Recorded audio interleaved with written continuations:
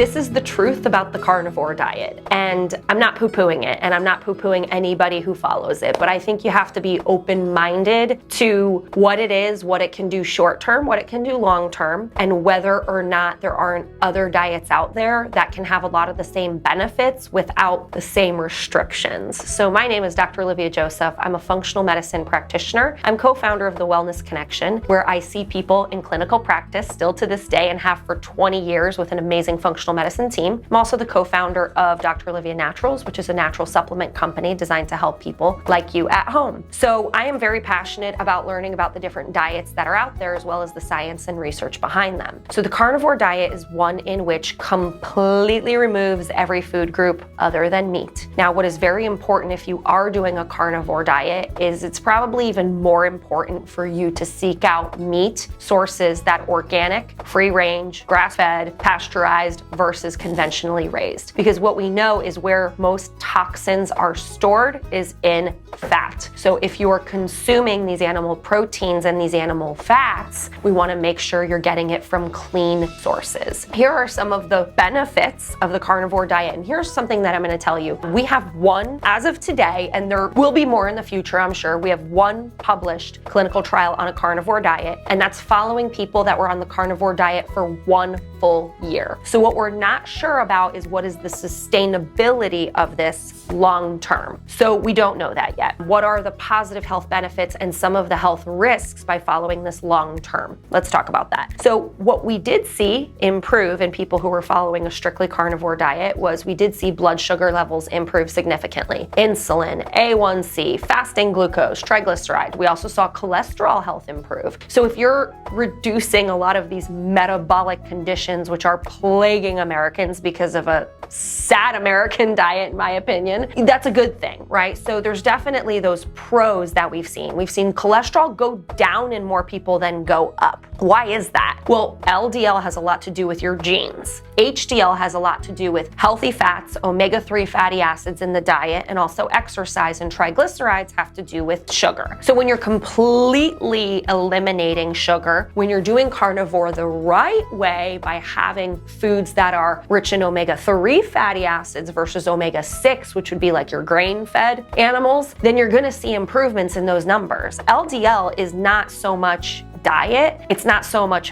fat in your diet. LDL has a lot more to do with your genes. So overall, cholesterol was seen to improve as well. Some people reported less pain, more energy, better mental clarity. I think that's not because of just carnivore. I think that has to do with the crappy food groups that were removed, right? Such as dairy, grains, gluten, sugar, refined flours. Any diet where you remove all of those things is going to have a positive health benefit. The other thing that's going to have a positive health benefit is if you're only eating meat, is you're removing so many of the foods that have unhealthy fats added to them. I'm not going to sit here and talk to you about saturated versus unsaturated. That's such an old school mentality. I'm talking about omega-3 versus omega-6 fatty acids. We know the American diet is so rich in omega-6, very depleted of omega-3, which is extremely inflammatory. When you flip that switch, which you can do through a paleo diet, if I'm being honest, you want to see that omega-6 to 3 ratio is 6 to 1 omega-3, ideally 1 to 1. The average American diet is 20 omega-6 to 1 omega-3. That's terrible. When you see that, you're going to see more heart disease, you're going to see more dementia, you're going to see more autoimmunity, you're going to see more cancers, you're going to see more metabolic syndrome, you're going to see obesity. You can clean those things up even if you're not only eating meat. But another contention point to the carnivore diet is that you're removing seed oils. So seed oils are going to be those oils that are super high in omega-6 fatty acids. Again, I have seen people consuming plants, fruits, vegetables, seed oils that also consume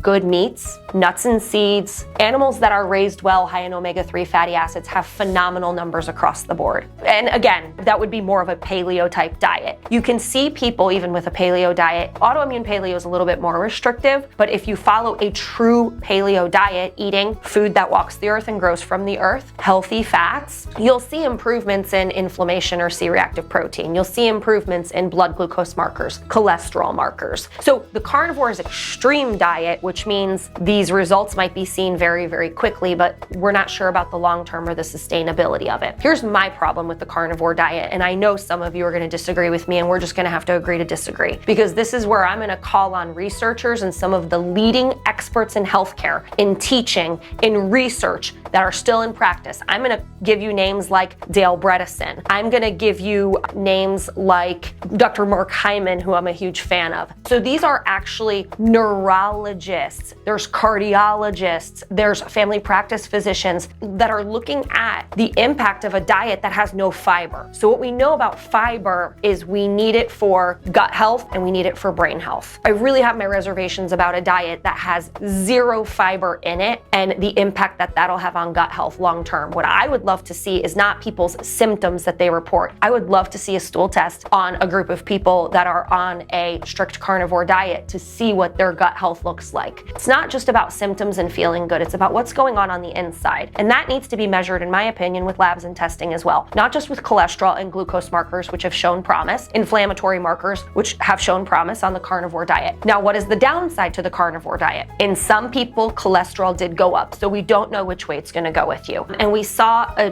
decent amount of people that had lost their gallbladders, that had their gallbladders removed. They probably already had a bad gallbladder going into it, if I'm being honest, but your gallbladder's there to help you digest what? Fat and protein. And when your entire diet is nothing but fat and protein and you have a bad gallbladder, you can upset it and lose it. And the problem with losing your gallbladder isn't just that it can cause digestive issues. You can end up then developing fat on the liver, you can end up with diarrhea, you can end up with loose stools, but you can develop something called malabsorption syndrome, where you're not digesting and you're not absorbing nutrients from your food, which is pretty significant because the whole reason we eat is to get nutrition from that food. So if you are doing carnivore, one of the things I would say is make sure you're doing it right. Make sure you've got labs being run. Make sure you keep an eye on gut health. Make sure you drink enough water. You're probably gonna need some level of electrolytes. You're probably gonna have to supplement for some of those nutrients you're not getting, such as minerals. There's a lot of good stuff about meat, right? But there's a lot of things that you're missing when you remove an entire food group of some of the healthy fats that are out there, some of the fibers, fruits, vegetables, even the resistant starches that your gut needs that you would pick up from things like green bananas or cooked and cooled potatoes or rice. These are really important things for gut health. You know, you're removing things like fermented foods. So I'm not pro a diet that removes entire food categories, right? I am very pro anti-inflammatory eating. I've studied not only paleo, autoimmune paleo, FODMAPs, GAPS, vegan, vegetarian, Mediterranean, pescatarian. I've studied all of theirs for their health benefits. I've seen how these diets have impacted certain cultures and communities and parts of the world. I am all for science and research. I'm not poo-pooing anything. I don't feel that us having animals that are treated with antibiotics and hormones and indoors and fed grains and living in horrible conditions produces healthy meat. I don't feel that that's true. I don't feel that food is highly refined and processed and you're being told it's healthy and we should be getting certain servings of it a day, like dairy. I think there's an agenda behind that. I'm just talking about us eating real food, nutrient dense, that has fiber, that's rich in omega-3 fatty acids, that you're getting lots and lots of hydration, that you're getting a combination of minerals and electrolytes and fiber and phytonutrients and antioxidants. I believe in balance and we'll see what the long-term outcomes are. I'm not saying that the people out there aren't educated who are teaching and preaching it. I just think what happens is if we're taking health advice from influencers versus scientists, researchers, people that are actually out there clinically working with people, seeing what's going on in our culture and in health trends, I'm a little skeptical. I think there's a lot of good that can come from it. And make sure too, if you really are eating a carnivore diet, you gotta make sure you're getting those organ meats, because those organ meats, that's where you're gonna pick up a lot of those key nutrients that you're not gonna get in conventional meats. If you're squeamish about eating things like liver and kidney and brain, the carnivore diet might not be for you. And whether you're carnivore carnivore or not, we know that those foods are eaten in a lot of other cultures. I'm Polish. I grew up on,